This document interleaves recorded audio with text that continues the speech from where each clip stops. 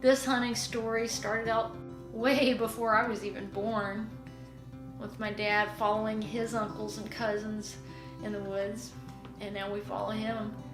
There's something about just being out there in the just beautiful, majestic world God made among living things, which may sound odd to non-hunters, but that whole quest, that's being out there in the world God made with people who you love and who are important to you. And then just this quest that hunting is, something special about them. My part of the story picks up in 1979, 5 years after a tenacious couple moved to Livingston Parish to start life. And there were some tough times back in those days, and hunting was a part of that from a stance of providing, but it was also part of just the fun of life. And if you've hunted, you understand the joys that come with hunting and why that's important. My dad was a hard worker, and he talks about some of those 7-12 turnarounds they would work in hot Louisiana plants on the river, wearing an acid suit, and every once in a while on break, you know, he could take a break, and he's talked about getting an old soapstone pencil and on the big pipes they were working on, sketching out all these dreams. And I don't know if an elk hunt was ever something that made it onto a pipe, a soapstone pipe in Exxon. That might have seemed a little far off, but he did dream and plot and plan. And so when Daddy retired in 2015, we started doing some fun things we'd always talked about. So in 2017, we went on an elk hunt in Colorado, brought all the family, and had an amazing time. Joel and I each got elk, and in that way, I don't completely understand where parents are somehow happier when their kids get to accomplish something. My dad was thrilled that night. We all were. But Dad didn't get a shot at one. And so even then we started talking about another elk hunt, and we wanted Dad to have his turn. New Mexico got in the mix pretty quickly. We've always heard it's great hunting. So we began putting in tags for it. Nervous. Draw hunt applications. Unsuccessful. Oh. Next year we will put in for the draw again, and we'll try it next year. We found out it's such a trophy unit that we applied for. Only about 4% of the people who apply for this tag get drawn. So the hopes of getting drawn, it was, at first I didn't know enough to realize what a big deal it was. After that first year, I picked up really quickly what a big deal this is. Okay, so what's happening is I am filling out our application, getting everything sealed up and ready to go to the mailbox. It's our application to go hunt the Gila. All right, ready? All right, let's do it. Dear Lee A. Alexander, congratulations. The New Mexico Department of Game and Fish is pleased to announce you were successful in drawing 2021. When we got drawn that second year, I realized this is really special. I understood then the mathematical odds involved, and I knew this hunt was a big deal, and I wanted to take it seriously. It led to a lot of planning, a lot of preparation, very fun. There's something about the excitement of planning for a hunting trip, and there's something exciting about all the possibilities. You know how after some dreams you have trouble remembering all the particulars, but it was definitely, he was a 6x6, pretty big elk, horse blanket on and a collar around his neck. He was bugling. First morning, and soon as he's killing, some more come out on the edge, and him call, and a big one run out there to where I shot that, and you shoot him. You have let them drop side by side. 20 yards with each other. I like that. If we can put in an order, let's put in an order for that. Well, that would work. I'm at the Lone Elk Park outside of St. Louis, and oh, there's a bugle.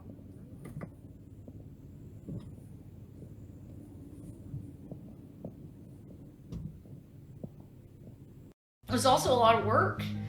We started trying to get in shape because we learned after talking with our outfitter we were going to be near 10,000 feet. It was going to be a very tough, physically demanding hunt.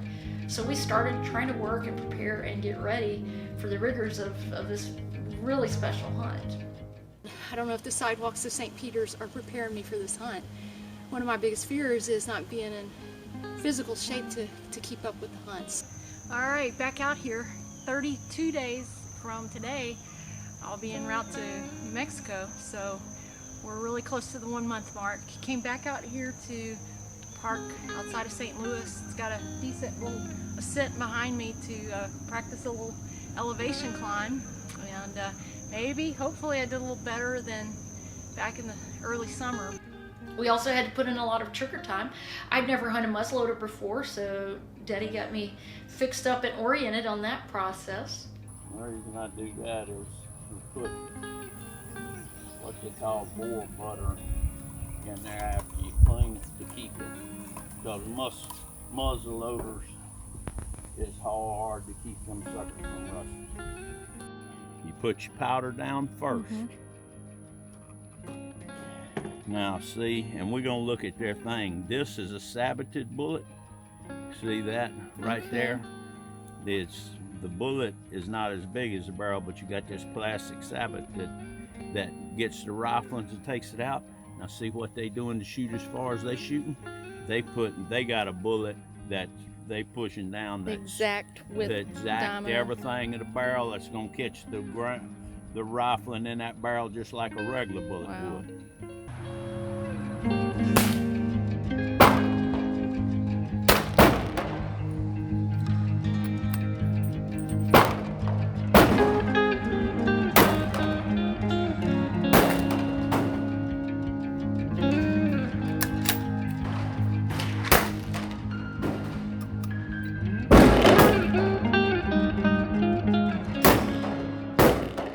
Finally, the time came. October finally arrived, and Dad got on the road early and went on over to get oriented and acclimated and all of the gear delivered so we could get set up. Sounds like we've about got it all covered then.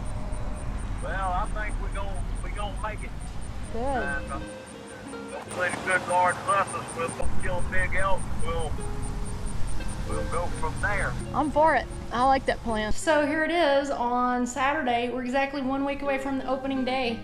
Hopefully this time next week, Dad and I are standing over elk or packing elk or back at the camp talking about elk and with the one already down for the count. But today is kind of the last free day to do any major errands and then pack up and fly out Wednesday.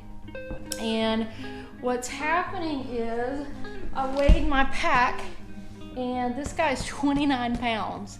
And that was me thinking I was packing light. My bath scale said it's 29 pounds. I don't know how accurate that is. It almost can't be for me to pack it around. I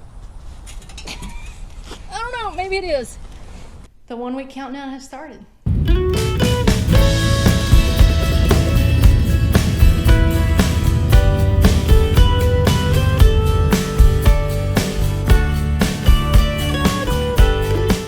Who's ready to go kill an elk? I'm ready. Okay, let's do it. Our tags were for a trophy unit in New Mexico, thanks to the guidance of Jerry Blake and the team at Love of the Hunt Outfitters. Besides the work they do to create the best possible opportunity to get a shot at a trophy elk, it's just the whole environment they create to make this such a special time with hunters from all over the country coming together for the excitement that is an elk camp. Daddy just came alive there. He's telling these stories I hadn't heard him tell since I was a kid. It was just those first 2 days before anything else happened, just seeing him there, all that joy. You've either bought another gun, another dog, or another horse. I said, well, you know me pretty good. We the proud owners of a new coon dog. Here's our tent. And they call these wall tents. Okay. I guess part of that's because it goes straight up a ways before. Now I have seen some that actually had like a wood side and then turned to a tent. Now, right now in the middle of the day it's hot, but it's supposed to cool off tonight. And so And we're not gonna be here in the middle of the day. Yeah. And if we sit in there and eat, we'll come out here in the cool. It should be cool in here, and I see they got 2 fans. I should have remembered that when you was asking about electronics. We got a few clothes, don't we? We got way too many clothes as usual. And I see now I'm gonna wear just a t-shirt and a top, and I'm gonna wear these kind of pants. Well, better prepared than not. Oh yeah. All right. Well, this is home away from home for a few days. Yep.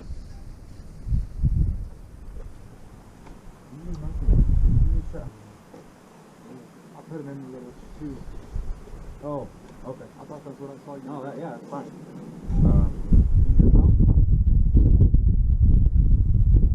I haven't seen that. Dead out. This high is bullseye. Woo! Live with that. Good job. Oh! All right. What do we want to see?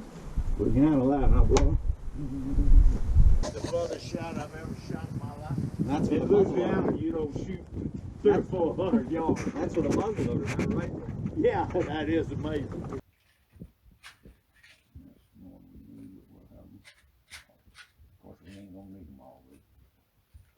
All right. Do you want any Neosporin or Band-Aids? Braxton's going to have the first aid kit. All right. Do you have your sunglasses somewhere where you know you can get to them? I got my sunglasses, a knife, some earplugs, and some regular glasses Okay. in this pocket. What about chapstick? I'm glad you said that. I got to find one I know. Looks like we're going to split up, which isn't what I started out wanting to do, but if we are going to get on the big elk they think we are, then it's worth it to make sure he gets a shot at a great elk. I think we're really close to being packed, so eat a big steak, wash up, and get ready for opening day.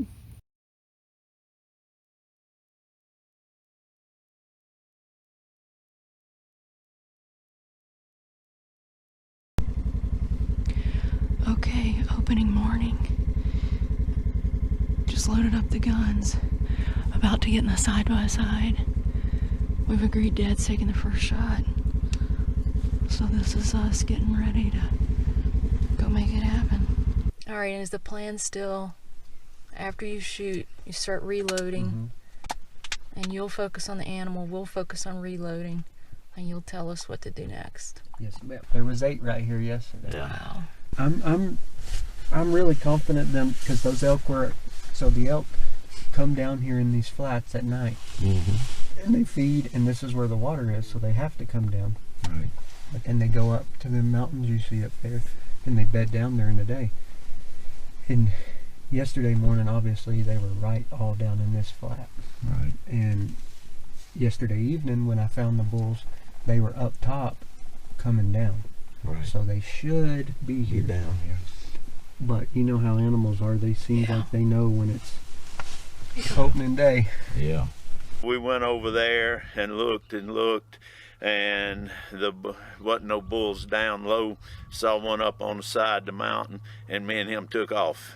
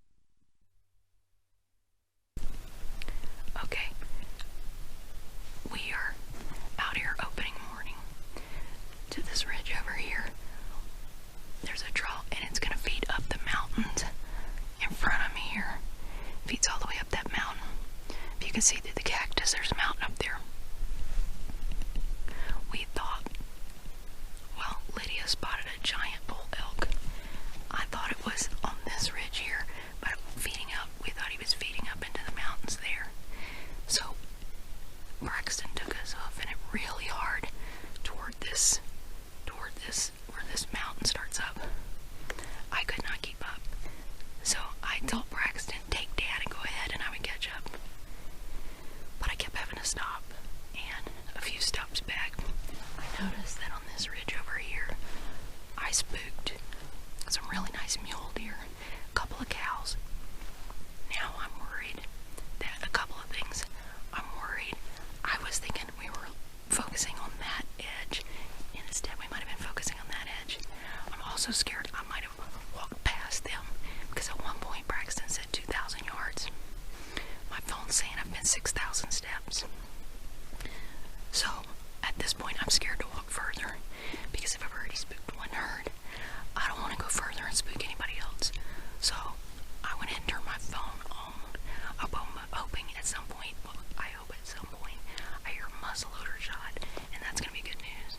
But otherwise, at some point, Dad may text if he thinks to turn his phone on, and we'll catch up. I'm separated from the group right now. I think they're probably still in front of me, but I just don't want to risk moving right now. If they're on something, I just don't want to make noise or spook it. So I'm just staying put and hoping to hear a gunshot soon. Well, the bull got around the mountain, and me and Braxton followed him up a canyon and sit all day waiting on, hoping he'd move. Finally, about 4 o'clock that evening, the bull was further down the canyon, and he got up and we couldn't get around him. The heat changed the whole hunting deal, because they're used to this time of year it being really cold, and the elk come down for water and they graze back up, and they don't get up high to around 11 o'clock generally, and they can kind of get ahead of them. It's been way above their normal temperature, and the elk are up top by 30 minutes to an hour after daylight, and I mean as high as you can go up top, and they lay down, and then all you can do is try to see where they lay down, try to climb up there and sit to dark when they stand up. So that's day one.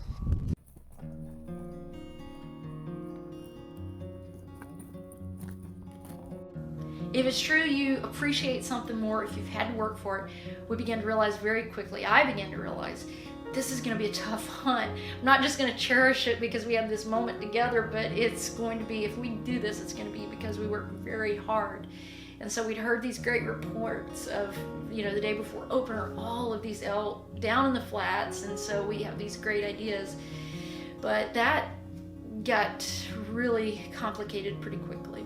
This was not going to be that kind of a hunt. I ended the day personally disappointed that after all the work I'd done, I still couldn't keep up. I was not going to be able to stay with them and be there for Dad that moment, and that was a tough pill to swallow. You have to understand that first day, we took off at daylight at a run down the knoll where we'd spotted the bull and up the next rise, and then we'd run up that road. I had to stop and say, you guys go on, and Dad ran up that next rise. They ran through that road. They went down a canyon, up another one, and got there to be able to spend the day in that canyon watching for that elk. And I realized really quickly my limitations, and with such a respect for Dad's just sheer grit for him to be able to pull this off.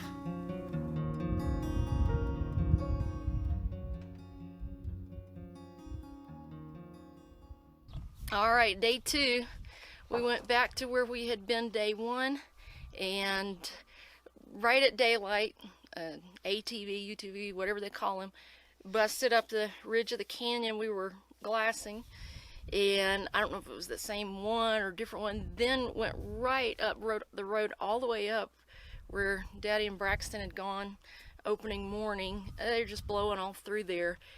We looked, but of course didn't see anything after all that. We got back in the ATV, rode around to a place called Little Rosa, which is just this beautiful, tight, closed-in canyon that they say is really great in bow season. Lit glasses, she found an elk with 4 on one side, but he was missing his beam on the other side. And we at that point we were thinking about it, but she said it's a hike back in there, and if Lydia says it's tough to get in there, we didn't want any part of it.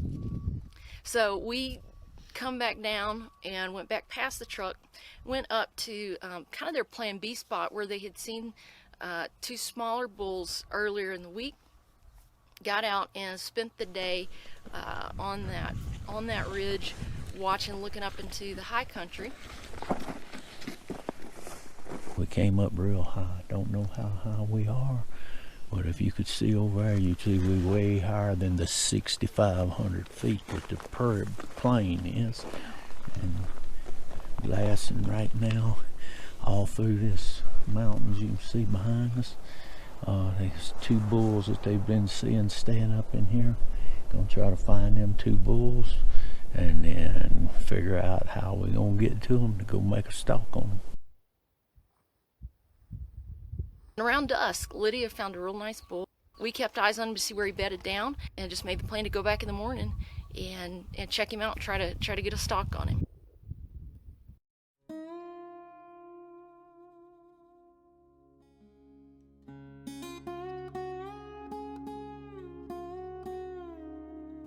There are all these emotions in hunting. There are the highs when it all comes together and you have that elation. There are the moments you bottom out. And it's, if you've hunted, you know those extremes. And as we start day 3, the emotion of it all is really sinking in, because we've had 2 days of grueling, long 14-hour days, hard hunting, and we're starting over. We're at scratch. We've lost our bull, we've lost our herd. We're just in stalk mode to just try to find something. And realizing we're going into day 3 and we've got nothing. We don't even have something we're chasing right now. It was pretty tough. And I've got the cameras out because I want to capture this moment, but you miss so much. Yet, as it would happen, I'm taking this little video where I'm kind of expressing some of this emotion of it all. And in the course of taking this little video, here comes Braxton charging down the mountain because he spotted a bull and we've got one to go after.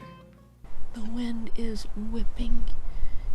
We are at the place we ended the day yesterday where we spotted the 5x5.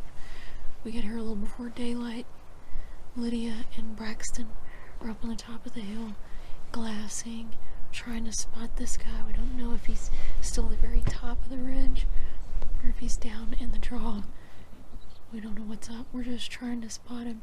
If not, we're gonna load up and go elsewhere looking for more bull. Day 3. We really need to get a bull we can go after. Trying to stay optimistic, but it's this drought and this heat wave is tough. Only 2 of the 15 hunters have gotten bulls so far, so just really need to get eyes on a bull today. But we got a nice sunrise. It's just so windy today.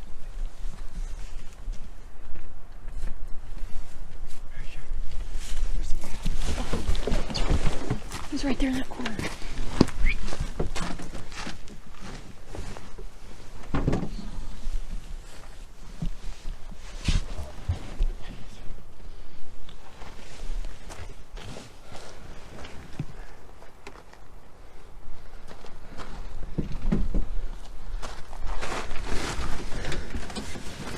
They saw a big bull on the side of the mountain. We took off after him.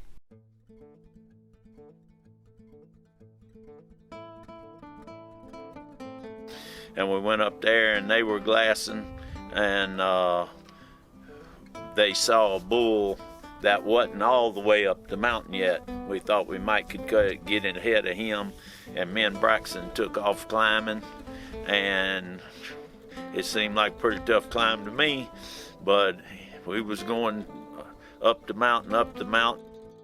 Lydia was spotting for him and kind of letting him know where the bull was. The problem was she couldn't see us, and we were on the same ridge as the bull. We thought we were getting ahead of him, but he was a little ahead of us, and so when she saw where we were, she told us he was ahead of us and that he would be coming around, and he got me to get my sticks ready, got the gun ready, and the bull came up the ridge, and if he'd have kept going across the ridge the way he was coming, we'd have had about a 150, 200 yard shot probably, but he got to those rocks and turned straight up, and so we went to where he'd went straight up, and we started around there, and it was all this loose shell rock, they call it, which slides easy, and believe me, I slid all over them mountains.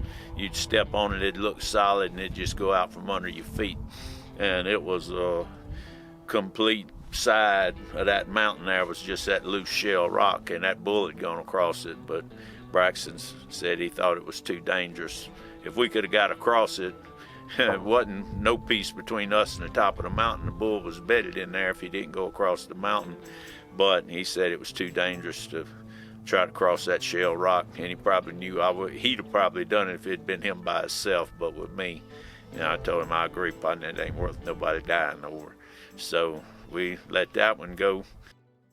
So this evening, going out to a new spot to try, and so let's see if we can find another set. And so we unloaded driving back through there through a wash. He had to put it in low 4-wheel drive because of the sandy, whatever, it looked like gravel, but it worked like sand. But anyway, we got through there, unloaded UTV, went up the mountain.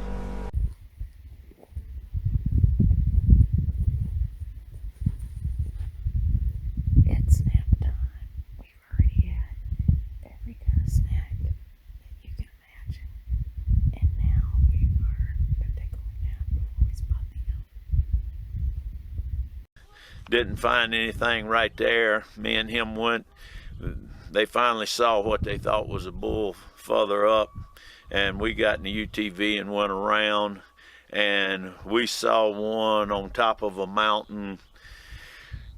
I could, my new Vortex Fury binoculars with the rangefinder, about halfway between me and the bull was 1,645 yards, and he was that much further, but we'd had to go straight down a mountain and come up another mountain, over a ridge and around the side of a mountain to the saddle, and it was an hour before dark. And, you know, Braxton said, "You willing to go try him?" I said, "Yeah, let's go." And we went just a little bit, and he looked at his phone, said, "We don't have an hour. It ain't no way we're going to get over in time to make a shot." And so we watched that bull. He stayed. There was a little flat bench right at the top of that mountain with a few trees and some brush, and he stayed there eating on that bench up there till we left. And that's the problem with this country. It may only be a mile over there, but you may have to go 3 miles of straight up and straight down to get there. So that was the end of day 3.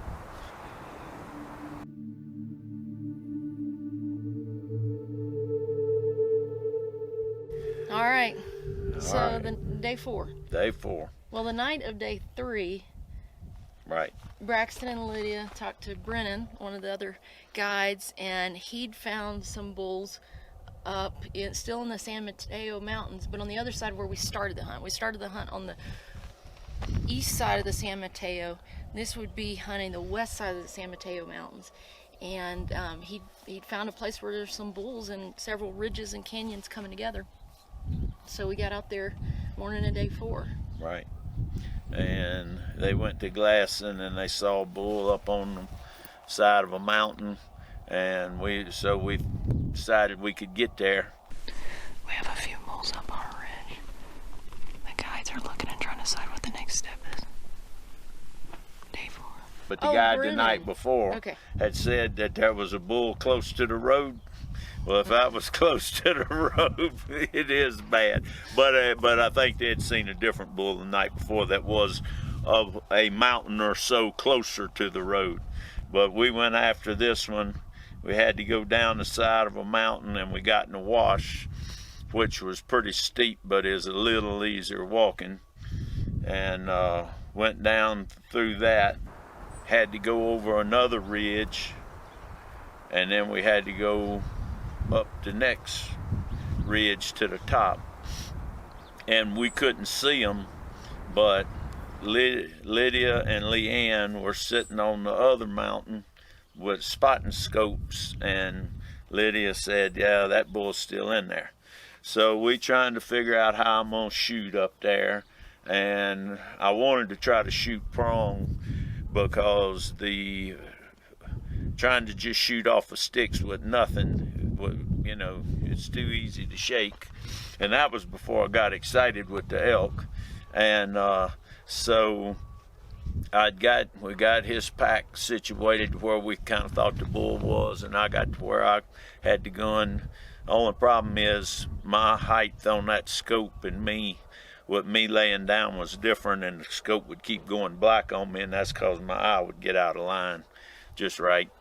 But we got it where we thought was lined up to the about where the elk was, or the area they were at.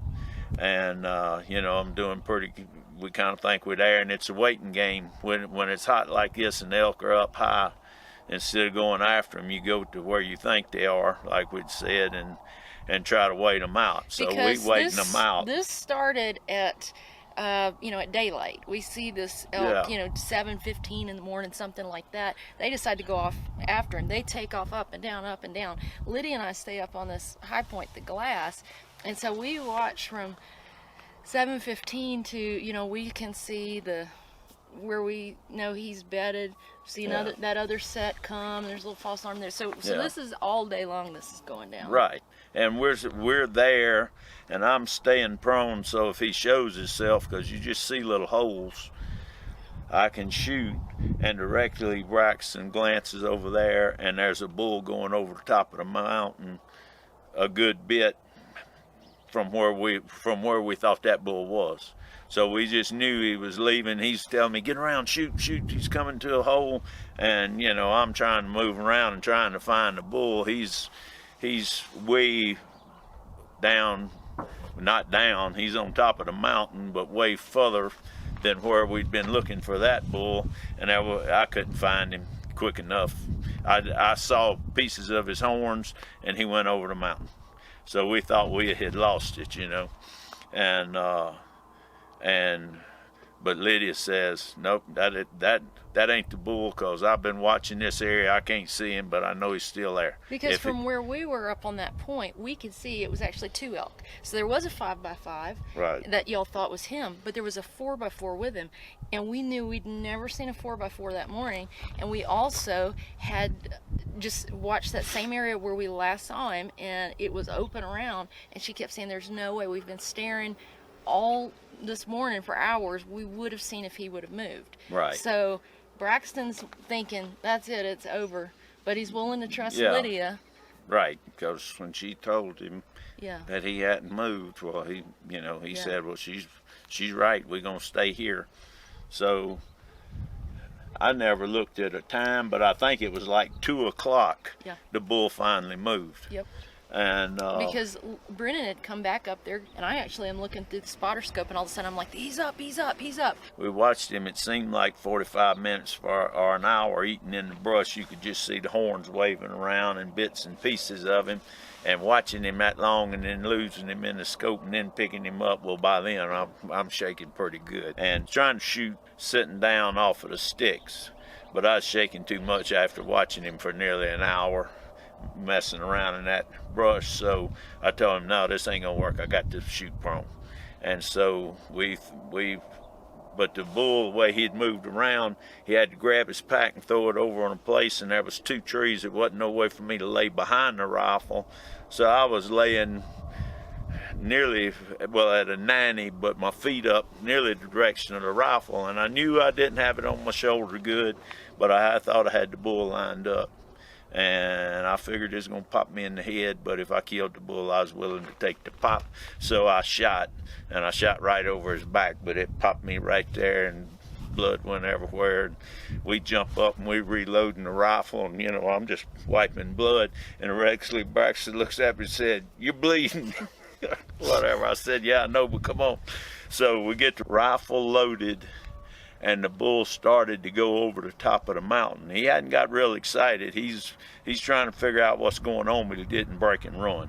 And he starts going over the top of the mountain. Well, I jump down there, and I try to move around a little different to where I ain't going to get hit in the head again.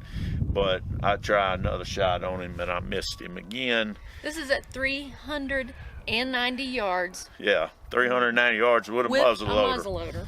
And so he goes back in the, well, it's them junipers. Yeah, and they not real high, but they thick as all get out. We can't see him, but Leanne and Lydia can see him, and they say he's just standing there. So we waiting, and so finally he just lays back down, and we figure he's deciding he don't know if he wants to move or not. So we wait at least 2 more hours. and he finally starts moving.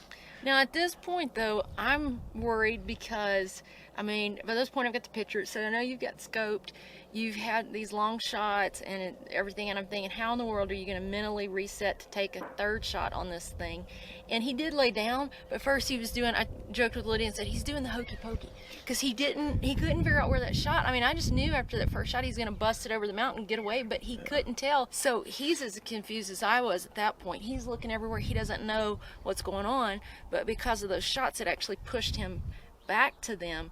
But then, yeah, he beds down. 2 hours, you're sitting there trying to figure out what to do. We watched for 2 hours, and Braxton told me, said, because, see, I'd keep losing it in the scope, laying behind it like that. He said, you're not going to be able to shoot him prone. It's just ain't going to work. And so I said, well, shooting that far, I can't do it just across sticks without something to steady my shoulder that's not against the stick. And I had tried that before I shot at him the first time, but there had been a burn through there, and it was little trees, and they was dead, and they'd moved. They made it worse instead of better. So we moved back about 10 yards to where there was a live pine tree about 8 inches, and I could put my shoulder against that pine tree and then hold the sticks.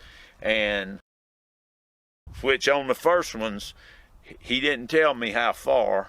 I didn't want him to, because, you know, I ain't never shot that far and with a muzzle loader. So he would make the adjustment on the turret for me. So we moved back to there when he started moving again, and we watching him. He's going up the mountain, and with my shoulder against that tree, well, I could steady then. You know, I'm holding the stick, not the rifle, but the handle for the stick in this hand, and got this shoulder against the tree. And he finally gets in a hole. And, you know, he said, if you can shoot, shoot. And I shot.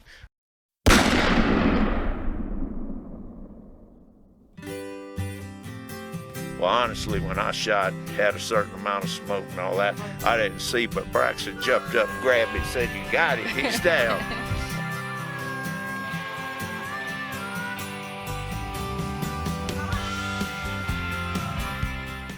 And so we had him, and then he told me, man, that was 425 yards. Problem is, it took us 40 minutes to go that 425 yards because we had to go down the mountain and back up the other mountain to where he was. Steep, yeah. I don't know how Dad did it. I don't know how he had the strength, stamina, whatever the word is, to make the stalk to get to him. We rode the truck down, parked, needed to go up and over this ridge, up and over to the next one where the bull is. Yeah, and I just can't do it. I mean, I literally got no peace, but if you can see the grade of this, it's just straight up. I was slipping on the shell rock and falling, dropping stuff. And you can hear him just out of breath from the elevation. So I'm not gonna be up there for the cut up, which I hate, but just can't keep up. But anyway, the point is, so super excited. He got his 5x5 after working so hard, 4 days of work. I don't know how he kept up with the guides and did it, but he did. And so we're gonna have some elk meat and a beautiful set of horns that we're gonna be excited about. So we'll get a better look at him, a closer look soon.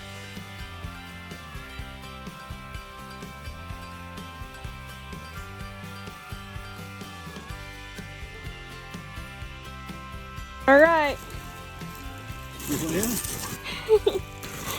You're all right. Proud of you. I appreciate it, man. Thanks, Dad. How's your head? And thank you, Liv. Oh man. We got it cleaned up. We cleaned it up down there. Here. Good job. Good I job. appreciate what you did. We were all You had my excited. help.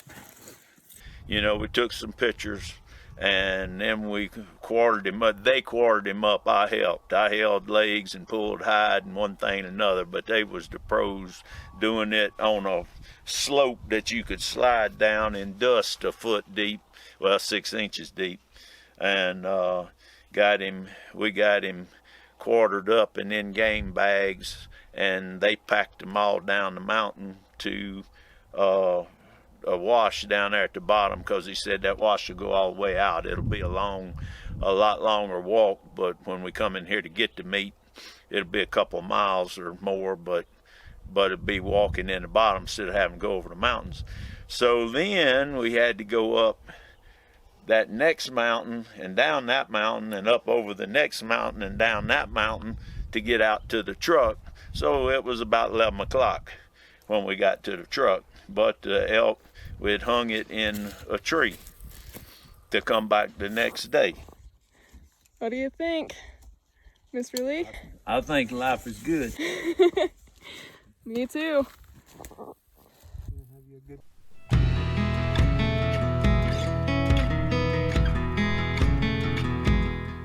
Both of us could have slept and waited to this evening to look around, because we got to go get my meat and stuff out after an hour or so. I did kill an elk yesterday evening. All right. On the 5th day, huh? We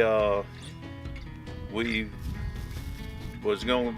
Leanne said she'd rather go in to get my elk out than to go hunting, but Jerry said, "Oh, y'all ought to go look around anyway, because the man won't be here for a while because he's bringing horses to go in."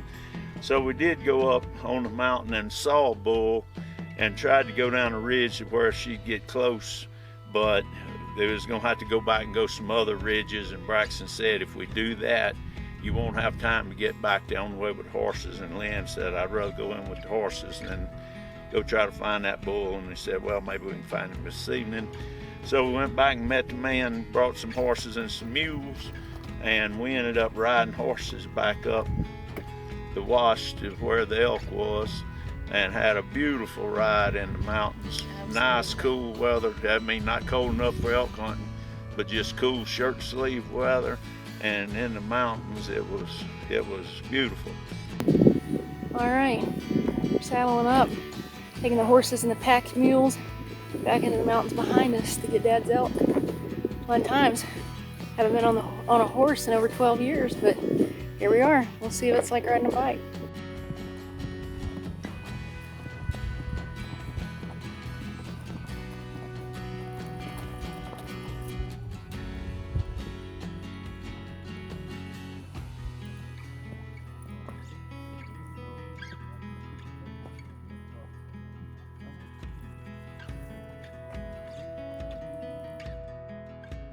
When we got to a tree, a bear had got the front shoulders of my elk.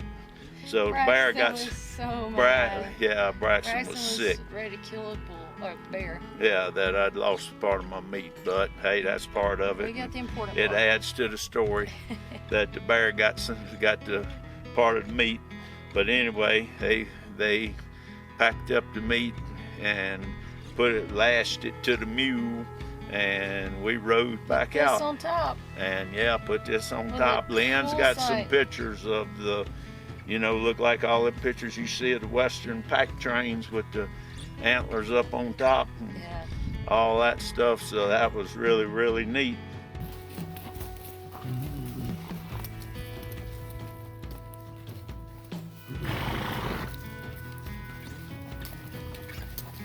So this is what we did, but next time we come back, we did learn that there are other units that may not have as big of bulls, but there ain't nothing out here easy to get around, but they're way easier than this one. So when we come back next time, we're gonna try a little easier unit, and to where we can walk a little better and come kill us a couple more. Well, we named him Trouble because he was so much trouble to get to. Gave you a day of trouble getting him, but we got old Trouble and we're proud of him and Yep, so glad for the experience. that's right. It's so hard to put into words what this hunt meant. There's just that treasure of being together, but you like it when you get to celebrate, and yes, he did get his turn. He got his trophy. A lot of people would say, you draw a unit tag like that, a trophy unit tag, a lot of people wouldn't have been satisfied with anything other than some enormous 6x6 that was 400 plus inches or something crazy. This was never about that, and so we did exactly what we came for. And we had so many. The real trophy, it's the memories.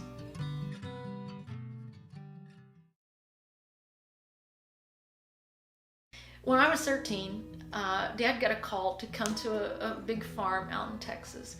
It was a big operation, and they wanted him to run the breeding program. And really, it would have been his dream job. I was young, I didn't get it. I just remember being at the supper table and, wait a second, we might move, what's going on? And hearing some of that, wow, you know, as a kid trying to figure that out.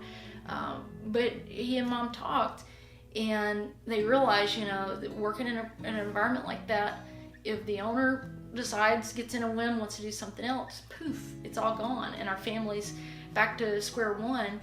And after they talked, my dad made the decision, this isn't what's best for our family, we're not going to do it. And as a kid, I just know, okay, we're not moving, the end.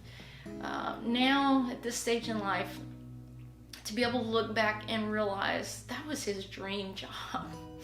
That was something he would have loved to do. And it was simple. He put his family first. There's no other way to explain it. Dream job, but it's not what's best for the family. And at this age and stage in life, to be able to look back and understand now what really happened, that's just, not just everybody can do that. I am so amazed to look at my parents, both of them, and the sacrifices they made to put family first. It's not just everybody who does that. I know our society has a lot to say about men, and there's a lot of criticisms, and I understand some of the things, why that's said. I get some of that. But what we don't affirm enough are good, godly men who make tough decisions like that, and who do the right thing because it's the right thing to do. So in just a small way, this little episode, this little video is a tip of the hat, if you will, to all those good men who make hard choices and sacrifice for others. That's what our world needs more of.